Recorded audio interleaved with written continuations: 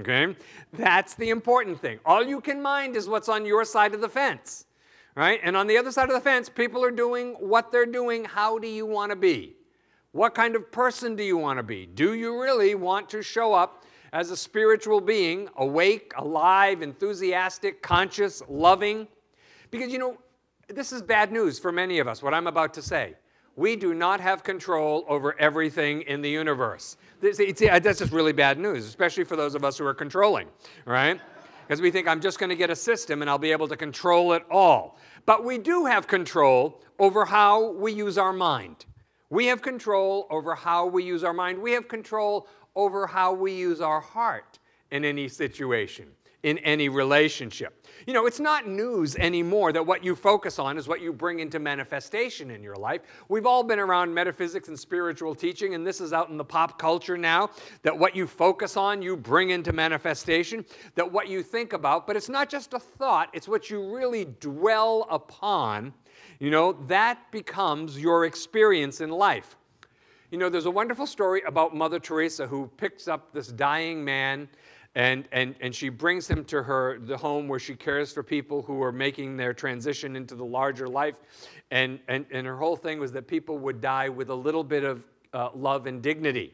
And he says to her, he says, "Why do you do this?" And she says, "Because I love you." Now, she's not loving him with a human personality kind of love. She's loving him with that big God kind of love that recognizes each and every one of us is a cell in the body of God. That we're all connected in the big picture spiritual kind of way. Now, this is the kind of thing, you know,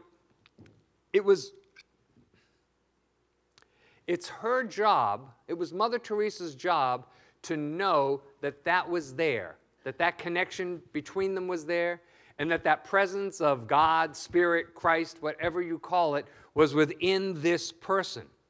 You know, that we often sing here, "I am part of the great mind of God." And if you know that, really, that you're part of the great mind of God, that you are part of God, then really there's nothing else that matters. There's really nothing else that matters. You know, great spiritual masters throughout history have known that so deeply. They so knew that they were part of the great mind of God that it wakes up the other people who are in their presence. It lifts the other people up. They're so convinced that God is the truth about them and the truth about other people that people get healed because they're so incredibly convinced of that.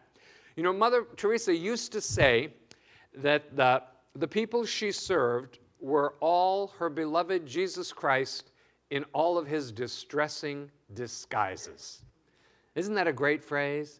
That they were all Christ in his many distressing disguises. So some disguises are very convincing, aren't they?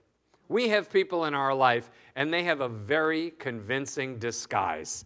So convincing that we want to pretend that God is not present there. But that's the whole point of the disguise. The point of the disguise is for us to look beyond the disguise or through the disguise and know that more is going on there. You know, some people think that, oh, I've got to go to India and I'm going to do deep spiritual work. You don't have to go to India to do deep spiritual work. Ventura Boulevard is much more accessible. I'm here to tell you.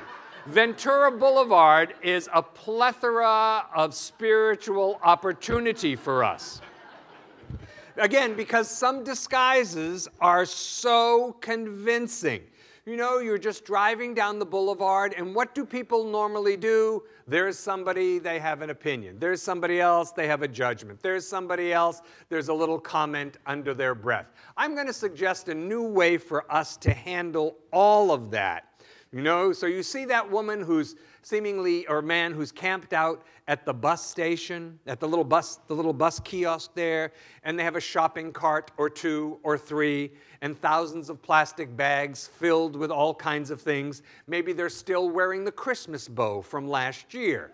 They might even have a dog with them, okay? And so we go, oh my God, all this reaction, I have all this emotional reaction to that. Here's what you need to say. Everywhere I look, I see the face of God. That's the response. Everywhere I look, I see the face of God.